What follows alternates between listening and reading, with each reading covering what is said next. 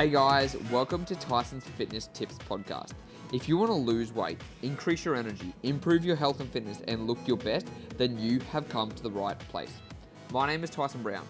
I'm a personal trainer, and my job is to help you transform your body by sharing with you the most up-to-date information on health and fitness. I'm going to distill it all down for you into bite-sized actionable steps that you can take immediately to see results quickly. Now, every Tuesday and Thursday, you can expect a brand new episode, which will be a mixture of interviews with top experts from around the world in the fitness space, and as well as solo episodes from myself, sharing with you exactly what action steps you need to take to transform your health, your body, and your life. Also, don't forget to listen all the way to the end of the show, because in the middle, I'm going to share with you a time-saving tip, and it might just be a game changer. I know you're short on time, and this one can save you a lot of time and a lot of energy. So, let's get into the show.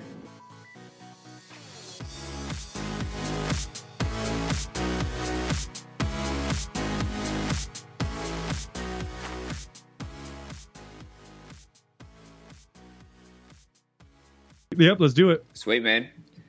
What's going on, guys? Welcome to another episode of Tyson's Fitness Tips Podcast. Now, I'm in a different location today. I'm hiding out in Cave's in Lloyd's little nutrition store here, which is pretty cool. And I've brought on a pretty special guest who I've been following lately, probably, I'd say about the last 8 or 9 months since I first heard Sal on Ben Greenfield's podcast. And the reason I wanted to bring him on today is because his approach to diet, exercise, nutrition, I haven't heard about it from anybody else's perspective, especially in the regards to the nutrition side of things. So I thought he would be a really good guy to bring on because he talks about a lot about intuitive eating. So Sal, I really appreciate you coming on today. And for the people who don't know you, can you tell us a little bit more about yourself? Yeah, well, thanks for having me on. I appreciate it. I've been professionally in the fitness industry now for over 21 years. I started off as a very young kid as a personal trainer, and then eventually managed large health clubs in the California area. Eventually, I owned my own wellness facility. We had trainers working underneath me, massage therapists, people who did nutrition. And I did that for about 12 years. And then about 3 years ago, started the podcast Mind Pump with my co-hosts Adam, Justin, and our producer Doug. And now it's a media company, so we do YouTube channel, and we have the podcast, and we do other things in terms of bringing fitness content to the masses. But I absolutely love fitness, and I love people, so it's been from day one, it's been absolute passion of mine, and I just really enjoy doing this. And we hope to continue to bring more good information to people, because the fitness industry, the one I grew up in, it was very difficult to sift through all the bad information or misinformation to find the right information that really sets you up for, real success and for long-term success. And so the goal now is just helping people get through that faster, so they don't have to go through all the trials and tribulations that, we experienced coming up through this industry. Absolutely. And I think one thing you touched on there, you said long-term success, because a lot of people think about, I want the weight loss now, I want something to be able to happen. And that's all fine and dandy. But if you don't implement healthy habits that you can actually stick to after that diet, that's why most people can't keep the weight off, which is the biggest problem, I feel like. Right. And there's a couple myths out there. One of the most pervasive, dangerous myths, and it's dangerous in the sense that people they're not quite aware that it's a myth, or at least aware that it's something that they are that's driving them. And there's a myth out there that the aesthetics, the physical representations of fitness, like looking better, right, having a smaller waist or leaner waist, and having some muscle, some definition, that is separate from being healthy, or at least being healthy doesn't necessarily turn into that, or you can get that and not have to worry about being healthy. And what I mean by that is when you look at the muscle building magazines or on the internet or whatever, you look at some of the advice that they give people to get fit is stuff that's not very good for you. And we seem to just accept it and say, well, that's, it's not good for me, but this is what's going to get me to look the way I want. What we have to understand is the first off, if you go a little deeper, the reason why we're attracted to aesthetics. So the reason why aesthetics are considered aesthetic and pleasing is because evolutionarily speaking, they're physical representations of good health. So when you see a man with broad shoulders and a small waist and good muscularity, that's a physical representation of good health, or at least it's supposed to be. So good health and aesthetics actually work very well together. And if you compromise health in the pursuit of aesthetics, you'll actually, in a very short period of time, get neither. In the short term, you may get some aesthetics. I mean, you could take some anabolic steroids. You could, diet very hard. If you're a woman, you could take diet pills. You could, super strict with you could go crazy with your workouts. You could be super, anal about your nutrition. And in the short term, you may get the aesthetics, but the health will suffer. And then eventually, in a relatively short period of time, I'm talking about a few years, the aesthetics will start to follow the health. And if your health is poor, then you're not going to look good either. And then you're kind of screwed. And the other thing, there's another myth that kind of pervades, and that's that if we just look the way we want, we're going to be happy. Well, this is obviously false. A couple great examples. If you look at the happiness rate that people have after they get something called gastric bypass procedure, gastric bypass surgery. This is a surgery where they will essentially remove the stomach from the digestive system, or at least bypass it, so that the severely obese are kind of forced to lose weight. And what you find with this is there's a very high rate of depression and people being on anxiety medications and people getting other types of addictions post-surgery, because although they lose the weight, they haven't solved the kind of core and the root problem. So there's a lot that goes behind it, but really health. If you drive for optimal health, you're going to get a great deal of the aesthetics. If you just strive for the aesthetics, you'll end up with neither aesthetics or health. That's a really good point that I think you touched on, especially when you talk about aesthetics, like a lot of us, our visual representation of aesthetics is very, very skewed these days, obviously because of, Instagram, being able to see things that are photoshopped and things like that. Like what we think aesthetics is a distorted reality at the end of the day, in my opinion, because like what looks good to somebody back, you look back at the 70s and the 80s, what people used to look really well then compared to what they look like now, is just, it's distorting our view, and then we get this false perception of what we think what we need to look like when it's not going to be reality at all. Right, and we know what it looks like when we see real natural aesthetics, real natural health. It's incredible. It looks amazing, and you feel the health, right? But it is distorted. We force our bodies with plastic surgeries, anabolic steroids. We do things to our bodies to make ourselves appear. It's kind of it's a distorted view of health, or a distorted representation of health. But really, the truth is, most people don't like that anyway. You show the average female a bodybuilder, and the average female is going to say, that's a little bit too much. So yeah, health isn't going to give you that extreme look. But I will say this: my argument for that is this: if your goal is to get that extreme look, which is fine, it's your body, you could totally do what you want, and really, there's no judgment here. I understand some of that appeal.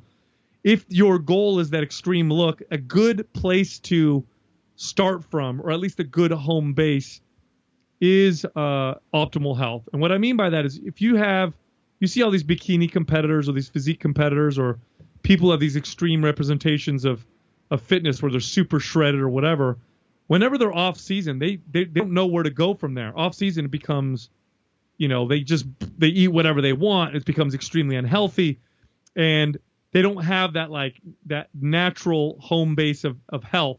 It's either on the wagon or off the wagon. And some of the greatest dysfunctions that I've seen in terms of connections to food, like dysfunctional eating or dysfunctional exercise, is in the fitness industry. It's terribly dysfunctional for many of these people. And so I don't necessarily think that most of us should aspire to be that way. But if your goal is to look extreme, if you really want to win competitions and look that way, start from a place of optimal health and then go from there. But if you don't have that solid base to start from, it's gonna be a up and down path for you. Yeah, it's like it's not a strong foundation to build upon. You're kind of going from something that's pretty shaky, and it could all fall apart really quickly. Absolutely. That's exactly what happens. And that's why you see these insane, off-season bodies where, you know, guys will gain 30 pounds after a contest in a very short period of time, or girls will damage and destroy their metabolism. They'll do a few competitions, and then they find that they can't get lean anymore, or they can't enjoy their lives anymore. It just becomes an obsession or a compulsion, and it's not really a happy place or a peaceful place to be. So yeah, chasing health is got to be. And you mentioned like intuitive eating, and people get that confused a lot with just eating whatever you want. That's actually not the same thing as intuitive eating. And what I like to use as a way to kind of illustrate what intuitive eating is really there's 4 stages that you have to move through before you get to a point where you can start to really eat intuitively. And the 4 stages I'm going to highlight are 4 stages that we go through whenever we learn anything, really. So anytime you learn something, the first stage is you are unconsciously incompetent. So before you even know that you don't know anything, you're in that kind of state. So this is a lot of people who walk around who don't eat right, don't work out, don't know anything about exercise.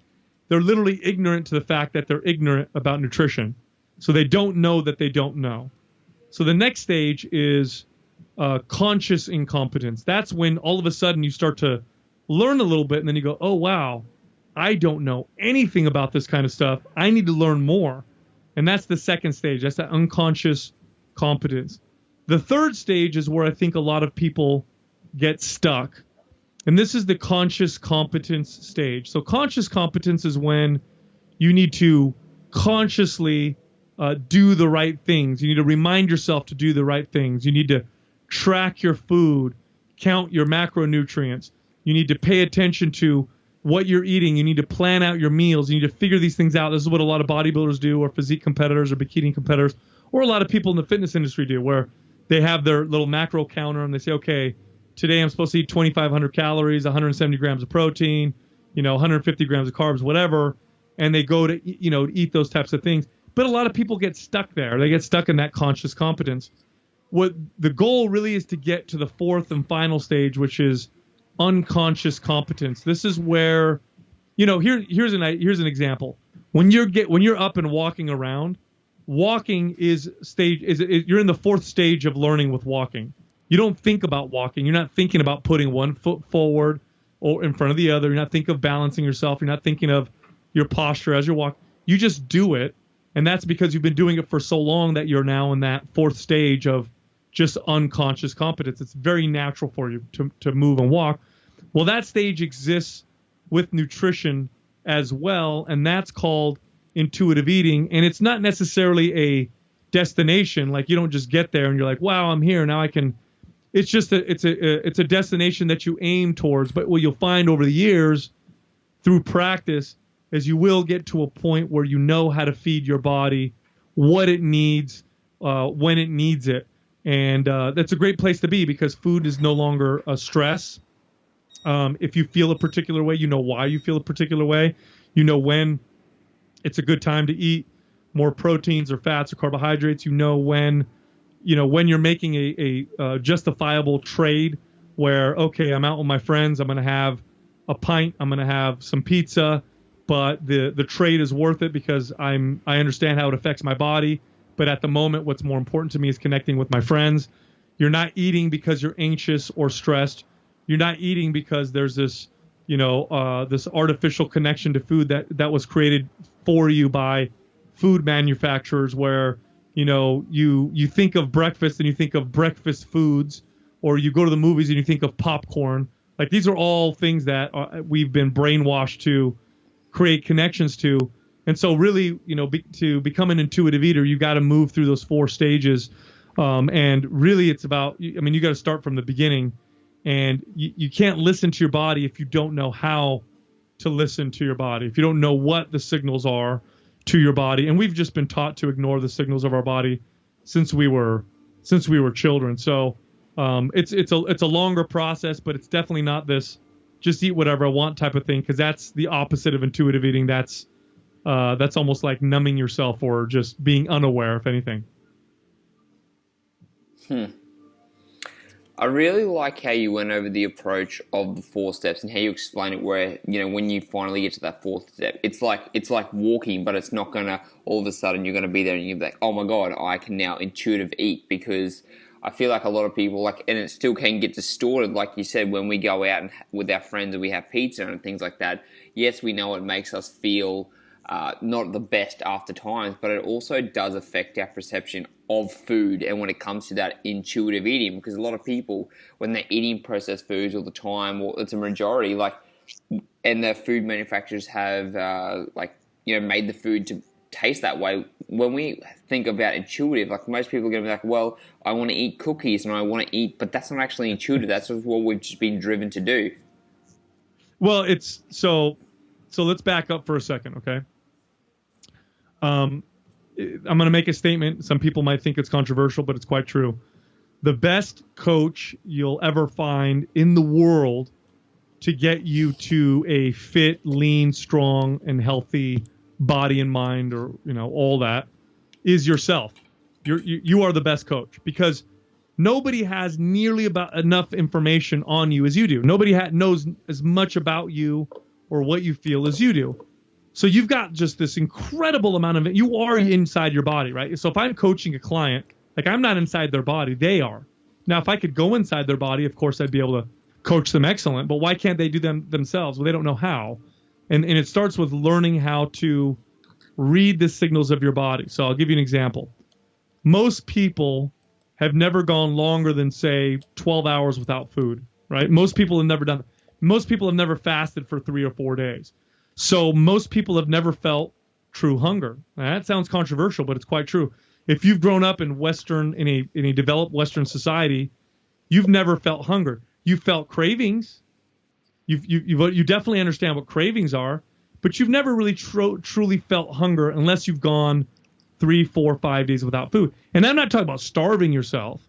The human body can go without food for very long periods of time without any bad things happening to it. In fact, fasting is extremely healthy for the body. If you don't believe me, you can Google and look up the most recent literature on it. And religions have been performing it for thousands of years, but a normal, healthy individual can fast for 3 or 4 days with no negative side effects and only healthy, positive effects, especially after they refeed. So there's nothing wrong with it. You're not starving yourself, but you've never felt hunger before unless you've done that. Now, for most of human civilization,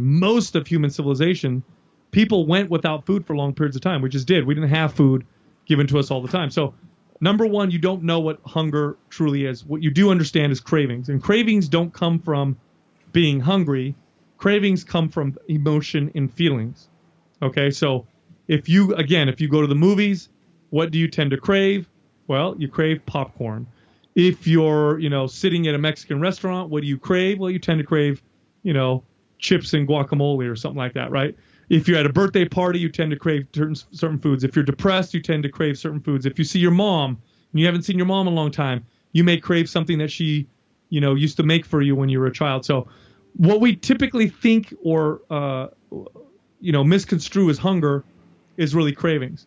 Another point to consider is that the food that we eat today, up to, and I know this is true for American diet, not true for other Western nations, but I think it's probably pretty close. But most Americans consume about 70 to 80% of their food is highly processed, highly palatable food. So 80%, up to 80% of what we eat comes in a box, a wrapper, or is frozen or has this long shelf life. Now, these processed foods were engineered. They were created and engineered by food manufacturers. And the most of the money that goes into creating these foods, the vast majority of them, of the money, went into making them hyper palatable. So what that means is they're trying to create a food that tastes so good and has the right texture, has the right smell, has the right color, the right sound when you bite into it and chew on it, and the right feel. Has all the, and by the way, I'm not making this up. I know people in the industry. Money goes into literally how the food feels in your mouth or how it crunches or the right color. I mean, if they've done this before where they took ketchup, for example, and they had they thought that would be cool. Let's make some black ketchup. I think Heinz did this. and sales plummeted because nobody wants black ketchup, right? even though it tastes exactly the same, right? So a lot of money goes into making foods hyper palatable. Taste is just a part of it. Everything about that food is what increases palatability. So what does that mean, hyper palatability? Well, that means that your brain is perceiving this food as extremely beneficial. So when you eat this food, you are hijacking your natural systems of satiety. Satiety is when you eat something and you get kind of full or sick of something. So here's another example. If I put a bunch of plain white baked potatoes in front of you, just plain, no salt, no butter, no nothing, and I put them in front of someone and I said, okay, go ahead and eat 1,500 calories of just plain baked white potato. That's it, dry, just like that. It'd be kind of hard. After about 800 calories, you'd be like, ugh, I don't want any more of this. And that's your natural systems of satiety. We actually have them all. People overeat today not because we're designed or evolved to just eat until we get super fat. That's what a lot of people believe. The reality is we have these natural limiters that tell us to stop eating. But food manufacturers know how to overcome that.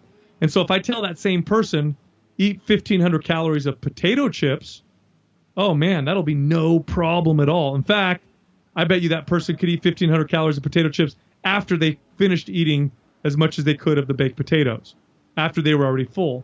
And we know this, by the way, professional food eaters, people who compete in these competitions where they, compete to see who can eat the most food, they know this, and they actually work with this to get themselves to eat more. There's this TV show in America here called Man versus Food, and there's this man that goes and does all these food challenges, and he can eat ungodly amounts of food.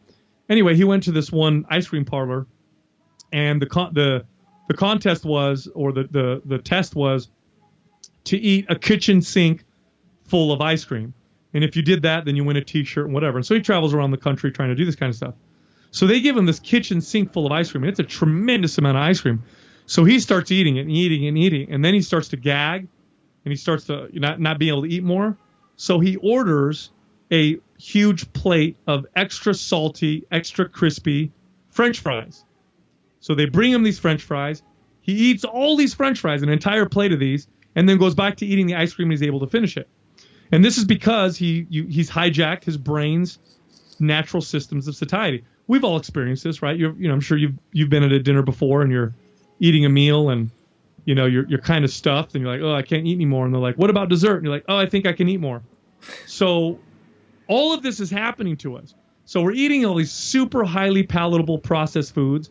We don't know what hunger is, so we think cravings are hunger, and we've got cravings because we've connected food to emotions and places and all that stuff. We don't know what's in food. Most of us don't. We don't know what proteins, fats, and carbs are, or how many. We don't know calories. At least a lot of people don't. And then we don't know how the foods affect us, to the point where, somebody could have, chronic skin issues or chronic pain or chronic digestive issues. I can't tell you how many times I've had clients who are like, oh, I've had these issues with bloating forever. I've always had bloating. And then we'll identify and we'll look at their nutrition and slowly figure out that it's that fucking sandwich you eat every lunch that makes you bloated, and they didn't even realize it. They had no idea. They just ate it every day for lunch. Same thing. So, going through that process of identifying those things, and if you want, I can kind of give people some more actionable steps. But once you figure that all out, what happens is you learn how to make connections to food yourself. So I'll give you a great example. I had a client that absolutely hated vegetables. She had the worst eating habits you've ever seen. I mean, this is a woman that never drank water. Not even lying to you. She never drank water. She only drank diet soda. That's all she ever had. So I had an uphill battle. Well, over the course of the years of training with her, slowly I was able to work with her nutrition. And the last battle really was vegetables. She hated them. Couldn't stand the taste of them. She said they made her gag. And so we slowly introduced them. And I told her, and I coached her, and I said, okay, before you eat the vegetables, I want you to document how you feel. While you're eating them, pay attention to how you feel. No distractions. Just sit there, chew the food, swallow it, okay, feel it. Afterwards, pay attention to how you feel, and then pay attention to how you feel the day after. Well, little by little, she was noticing that when she ate vegetables, she had better digestion. she actually slept better. She also noticed that the day after, her mood was better and she was more productive at work and she was better with her children.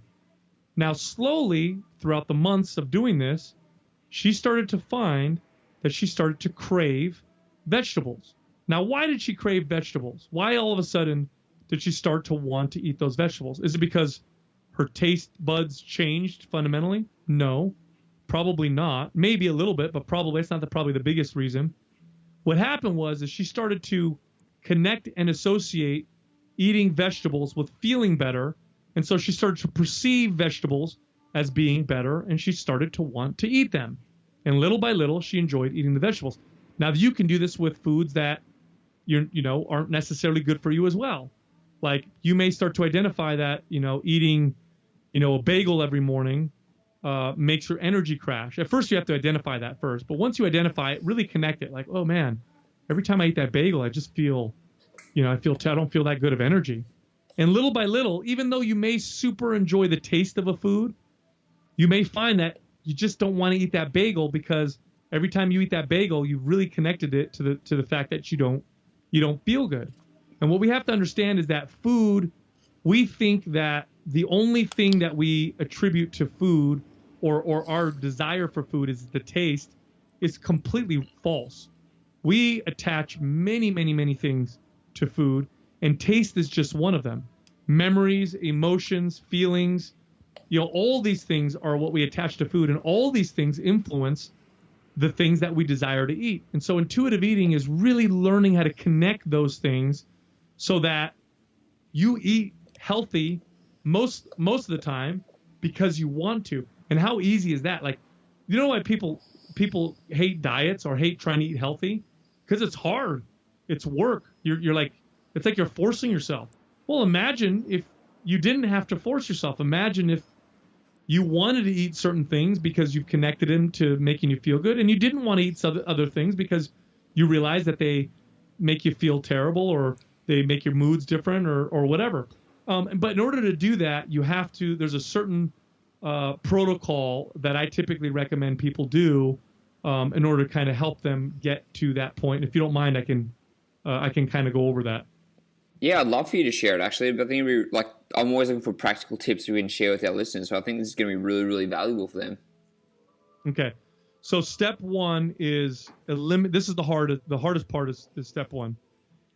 Eliminate all processed or as many or as much processed food as you can, because to try to eat intuitively while eating these foods that are scientifically engineered to bypass your natural systems of satiety is going to be very difficult.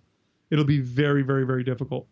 From a physical standpoint, when I'm eating hyperpalatable, let's say I eat sweets, let's say I eat a lot of highly processed sweets.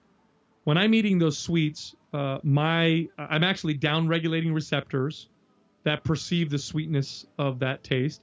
Dopamine is, adjusting and adapting to this influx of this hyperpalatable food. And I may find myself in a situation very shortly where natural foods taste more and more bland as a result.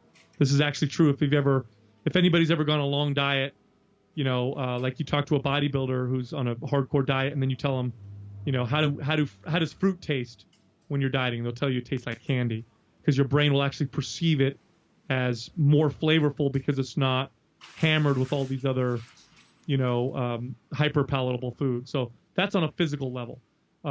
So eliminate processed foods, because it's going to be very hard to do this if you don't do that. Now, that alone is going to induce some changes in you, and it'll be difficult at first. You'll probably go through some withdrawal. Food might taste bland for a little while because your brain is used to foods that are, like I said, with flavors and tastes and combinations of them that don't exist in nature. So eliminate all those. The second thing I recommend, if you're a healthy individual, of course, and make sure you check with your doctor, is to do a fast. A fast is a great way to clean out those receptors, because you'll find when you start eating again, food is going to taste more flavorful. But also it breaks the chains that connect us to food every single day, where we have to eat breakfast, lunch, dinner. We have to eat at these regimented times. Like, it breaks that. So I recommend a 48-hour fast. for most people. And and it might be hard for the first day. The second day might be a little easier. The emotional benefits of the fast are actually outweigh even the physical benefits. So eliminate processed foods and begin with the fast. Then when you start to eat again, start to track your food.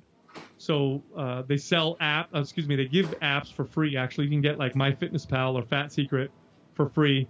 And you can get these apps and start tracking your food so that you can start paying attention to how you feel based on what you're consuming, and pay attention to both. So, if I'm going to be eating, breakfast, and okay, so I typically have, eggs and bacon and some fruit.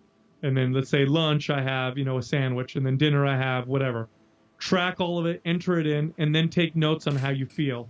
Energy dipped at 3 p.m. I felt really tired. Had a tough time sleeping. Digestion was a little off. Mood was a little off. And just start connecting the dots, connecting how you